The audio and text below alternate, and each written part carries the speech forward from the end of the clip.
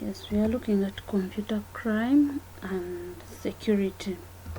So what is computer crime?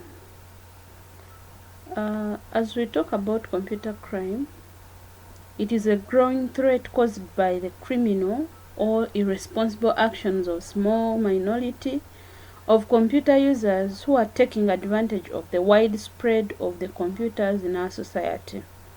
So we need to have some solutions to these problems that all informed managers and users should know in order not to fall trap of these.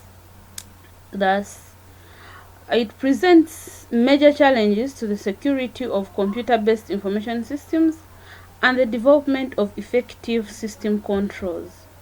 So we have computer crime laws, and one way to understand computer crime is to see how current legislation defines it. It's a good example is of this Computer Fraud and Abuse Act of 1986. That is one good example.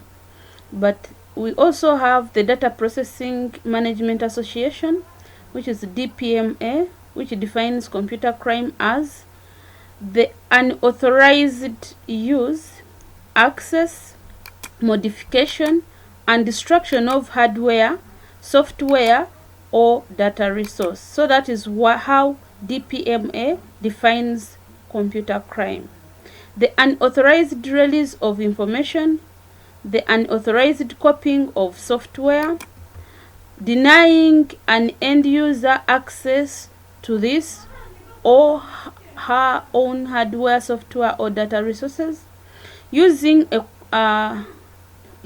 or conspiring to use computer resources to commit or crime, the intent to illegally obtain information or tangible property through the use of computers, and the intent to establish control for the purpose of unauthorized experimentation with computer resources. Someone can be an employee and he or she deletes data just without knowing. You may have intended to do that, or you may not have intended to do that, but you've done it. So it is under computer crime. The first one, or the first example, is money theft. Many computer crimes involve the theft of money. You've had people, conmen, someone calls you and tells you, please send me this money, my money went to your phone accidentally. It is a crime. That is money theft. Input clerks or people who are in banks, sometimes a person entering data, you just write, especially people who don't know how to write. You go and put, I need 1 million from my bank account, because you have 20 millions or more than that. If you want 1 million, a person adds a 0 and you get 10 millions, but he's not going to give you 10 millions. He just gives you 1 million and takes the 9. And when you come back, a person tells you are the one who signed. So that's why we say input clerks can manipulate input transactions, like they can create dummy or ghost employees on the salary file or supplier on the purchase file. Major examples are bank frauds, just like I've explained. Then we have computer viruses. One of the most indigenous of computer crimes is the use of computer viruses that copy destructive programs, routines into the computer system of anyone who accesses infected computer systems or uses copies of data or programs taken from such computers. For example, you get a flash, you put it in my computer, but this flash has a problem. It has a virus, so I will spread the virus to your computer. So computer viruses can destroy the program and data of very many computer users. We have service theft. The use of computer hardware or software for one's own benefit, maybe for commercial or non-commercial purposes. So this is theft of computer time where employees may use organizations' computers to do their own work. For example, you are studying while working, but during the time you should be at work, you are busy doing your own work, your classwork, your coursework. That is what we call service theft. Then we have program and data theft. Here, data and programs are themselves valuable property, and thus they are subject of the theft from computer systems. Employees steal sensitive information and sell them to outsiders or competitors for profit. This may lead to a leak of important information like marketing information, research information on medical reports. Therefore, employees have been charged with computer crime or trade secret theft on several occasions involving dispute between employees and their employers as to what the employee is entitled to take upon leaving the company. So sometimes you're working for an organization and you know how they mix they have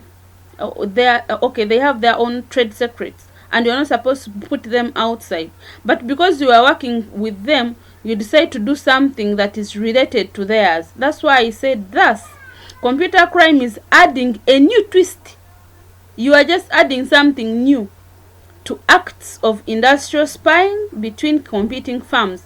So you come up with something that is nearly related to what the other organization is doing. That is program and data theft. Data alteration.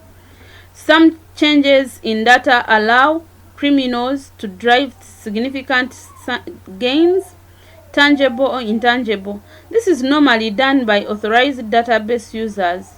One can alter prices on invoices, increase prices on selling products, and pocket the surplus, taking payment from students and changing their grades in return. Data alteration, like you say, I'm going to give you 1 million so that you give me an A, and yet you had a C.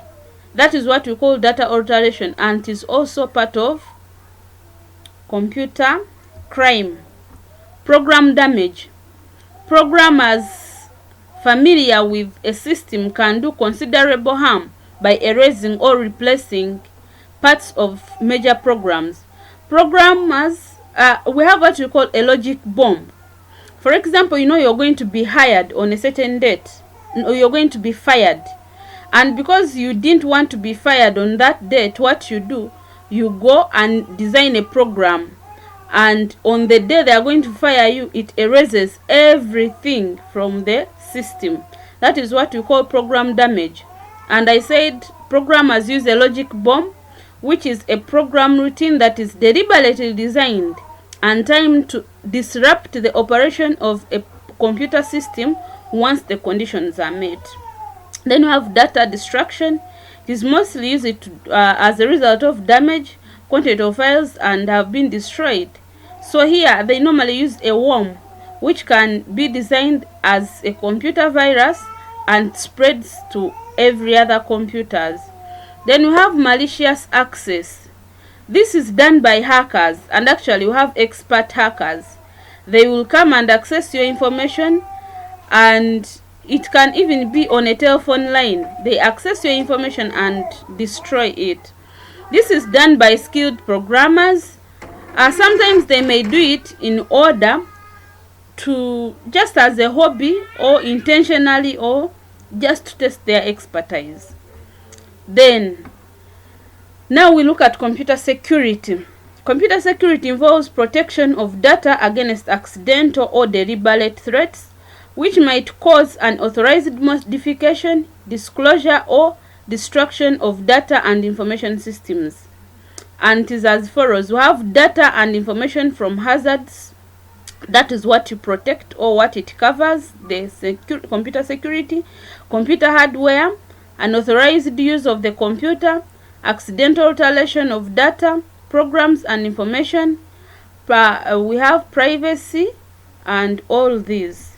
So we have environmental threats or hazards. And environmental threats, we have fire. You know what fire can do.